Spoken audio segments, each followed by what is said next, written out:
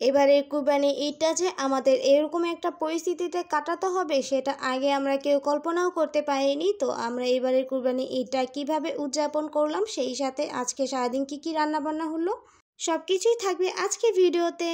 আসসালামু আলাইকুম, কেমন আছো তোমরা সবাই? সবাইকে ঈদ উল আজহার শুভেচ্ছা জানিয়ে আজকে ভিডিওটি শুরু করতে যাচ্ছি। সবাইকে ঈদ মোবারক। এখানে হচ্ছে সকালবেলা ঘুম থেকে উঠে গরুকে গোসল করানো হয়েছে। আজকে হচ্ছে অনেক দিন পর সকাল 6টা বাজে ঘুম থেকে উঠলাম, তো উঠে ভালোই লাগছিল। গরুকে গোসল করানো হয়ে গেলে আপনাদের ভাইয়া সহ আমরা সবাই ঘরে চলে আসলাম। আপনাদের ভাইয়া গোসল করতে চলে গেছে, কারণ সে নামাজে যাবে। আর এই ভিডিওটা অনেক দিন আগে করা হয়েছে। আমরা সবাই জানি ঈদ উল আজহা আরও অনেক দিন আগে চলে গেছে, কিন্তু ব্যস্ততার কারণে আমি কিছুই করতে পারিনি। এখানে হচ্ছে আম্মু সকালবেলা নুডলস রান্না করেছিল, সাথে হচ্ছে সেমাই রান্না করেছিল দুধ দিয়ে। আর এখানে মুগ ডাল ভেজে রেখেছে, আর পেঁয়াজ কাঁচামরিচ এগুলো কেটে রেখেছে, কেননা মাংস কেটে দিলে হচ্ছে রান্না করা হবে।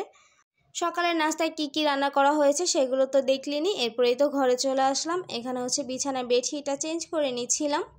এবারে ঈদে আর কোনো নতুন বেডশিট নেওয়া হয়নি, আগে যেগুলো কেনা ছিল সেখান থেকে একটা বিছিয়ে নিয়েছি। আর আমার ছেলেকে এখানে আমার আম্মু রেডি করে দিচ্ছিল। আমার ছেলেটা হচ্ছে আগে পাঞ্জাবি একদমই পরতে চাইতো না, কিন্তু ইদানিং দেখি সে আবার পাঞ্জাবি পরতে একটু লাইক করে।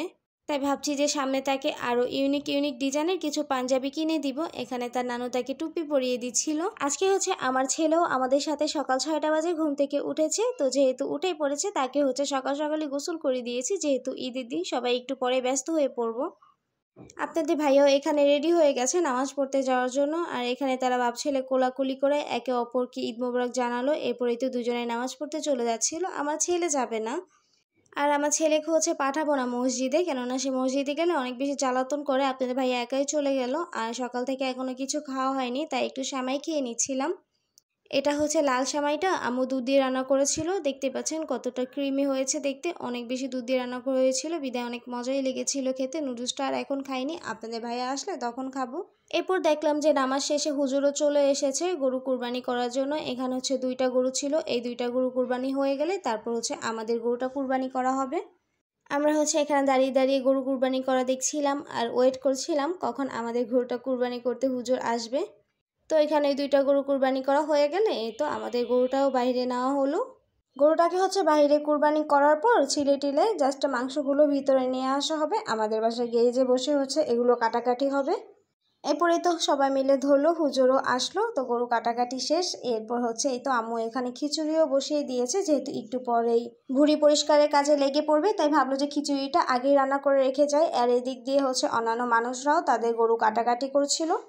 আর এখানে হচ্ছে আমাদের গ্যারেজের মধ্যে পাটি বিছিয়ে দেওয়া হয়েছিল মাংস কাটাকাটি করার জন্য। মাংস কাটা হয়ে গেলে বাসায় রান্না করার জন্য কিছুটা পরিমাণ মাংস দিয়ে দিয়েছে।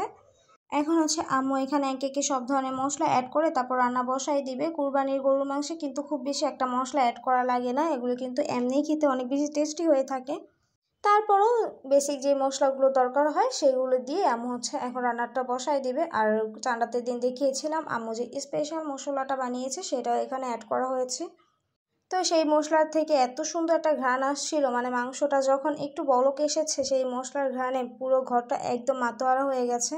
আর আজকে সারাটা দিন এত পরিমাণে গরম পড়েছিল, মানে কি আর বলবো, গরমে একদম সবার অবস্থা একদম নাজেহাল হয়ে যাচ্ছিল।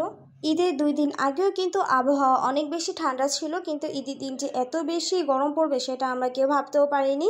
এখন হচ্ছে রান্নাবান্না শেষে দুপুরে গরু মাংস দিয়ে খিচুড়ি খাচ্ছিলাম। আজকে তাহলে এখানে বিদায় নিচ্ছি।